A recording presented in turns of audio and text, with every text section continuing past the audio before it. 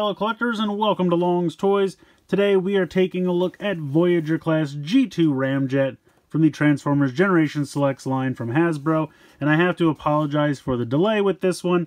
Obviously this guy came out a long time ago at this point. I had gotten it from Big Bad Toy Store and it had been sitting in my pile of loot for a while. I finally had enough stuff to ship, so I finally was able to get a hold of them. And I'm very excited for this one because G2 Ramjet is one of the first G2 toys I ever had. So this definitely has a special place in my heart. And if we go ahead and open this up, we can see him in all his ridiculous 90s color scheme glory. Look at that purple and teal. It is just absolutely ridiculous. Now, they had done this a long time ago as part of that Transformers Collectors Club online service, but the prices were just astronomical. I think it was almost $100 a figure, something like that. So I can finally get this guy at a reasonable price. I'm very excited about it. It's something I've been wanting them to do since they first gave us the Coneheads back in Earthrise. So I was very excited that they finally followed through with this. And you can also see they're already utilizing the plasticless packaging here. Even though this came out a while ago, he's just tied into a piece of cardboard here. But I'm super excited for this guy. I'm going to go ahead and get him out of this box, and we're going to take a closer look. So here he is out of the packaging. He looks absolutely phenomenal. They did such a good job recreating his G2 look. I love this crazy color scheme. It's really, really fun. Part of me wishes he kind of came with the little sound box that they had back in G2, but I completely understand why that did not happen. Head sculpt looks good. I really like the gold painted eyes. The head has a ball joint, kind of a limited ball joint. You can look up decently, look down, not really that much, just kind of looks forward. Spin side to side. You have a swivel and a hinge here in the shoulder. Bicep swivel, 90 degrees, and maybe a little bit more than 90 degrees there in the elbow. Nothing in the wrist because of how it transforms. Nothing in the waist. You can move this little flap up here at the waist, so if you want to kick forward, kick out to the side, pretty good range of motion there in the hips. You have a thigh swivel, 90 degrees there in the knee, and then you have the ankle tilt side to side, so pretty good range of motion. You have these wing pieces here that just kind of hang off the back. With the other like Seekers, they're actual wings, so you can kind of move them around, but with the Coneheads, they're just these pieces that hang here. You can have them up if you want, you can have them down, you can have them jetting straight back, whatever you like, it's just kind of your personal preference. Same thing with the wings down here on the legs. If you want them to go forward, you can. If you'd like to tilt them a little bit farther back, not a problem. Really nice paint applications. These are actually, I think, different pieces of plastic. I don't think that's paint there, but the silver here, down here is paint. Silver on the feet. Really nice Decepticon symbols on the wings on both sides. Just all in all, really, really looks fantastic. I absolutely love the look of him. And articulation-wise, he's a pretty solid figure, so I like him quite a bit. We'll go ahead and run through the transformation pretty quick here. We've seen the transformation for these guys several times. The Seekers, the Coneheads transformation is pretty much the same, but we'll go ahead and run through this real quick.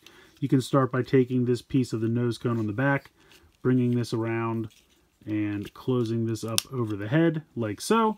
You can go ahead and take the forearm piece and lift this up, and then you want to kind of bring the fist up as well. And then you have this little piece here, which is kind of hard to see it, but right in here, and that's going to fit into this space here. So as you bring this back, that's going to fit inside there and close up. And then when you close this up and put the fist on top, you can see that little piece is right there. You're going to go ahead and do the same thing over here with this hand. So move the hand up, bring this through. That comes around, and that all pegs together like so. You're going to grab these two clasps here on the side, and you kind of have to rock this back piece. Sometimes it can be a little annoying to do, but you just kind of have to get a nail in there or something to kind of rock it free. And then this whole section here will come back. At this point, you can lift the nose cone out. It will come up, it will come to about here, and then it will swivel around 180 degrees, come up, and then you can see how it fits right in this spot right there. Then you're going to push the arms against and just kind of tuck this inside here, like so. And then you can go ahead and close this back up.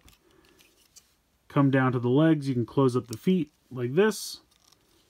You're going to grab kind of these big knee pads here and pop them forward.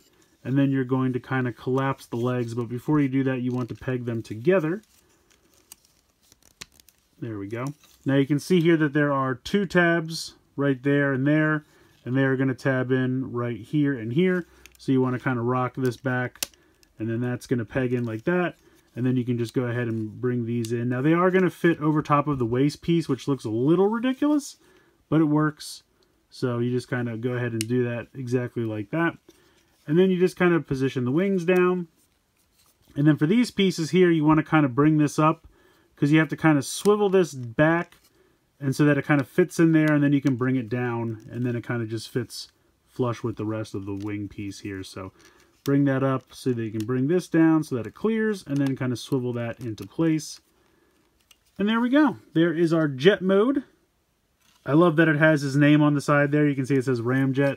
A lot of the G2 characters had their names actually painted on the figure. Again, really nice Decepticon symbols here on the wings. Got this crazy, I guess it's not quite neon blue. It's kind of like a neon teal almost. And this would be where that sound box would sit on the original figure. I loved that as a kid. I loved the phrases and the sound effects and everything they included. Now you can go ahead and bring the guns back in. You have a couple options. You can peg them in here. You can peg them in here. I like to peg them in under the wing. So, but yeah, really, really looks good. Excellent jet mode. Really, really finally happy to have this in the collection. I really love G2 Ramjet. I feel like his appeal is very much based on nostalgia. You know, if you didn't grow up with G2 and you really don't care about crazy 90s color schemes, this could be an easy skip for you. But if you're like me, if you're around the same age as me and you had all the G2 toys growing up, this is definitely one you're going to want to grab because they replicated the color scheme so perfectly. I love the crazy like neon teal and purple. It just looks fantastic. Definitely takes me back to my childhood when I had this guy as a kid, and I'm so happy to add this to the collection. So it is the exact same figure as the original Earthrise Ramjet, just of course repainted, but it's a really, really good repaint. So let me know what you guys think in the comments below, but I absolutely recommend picking him up. Hope you guys enjoyed this video. Please like, share, and subscribe, and as always, thanks so much for watching.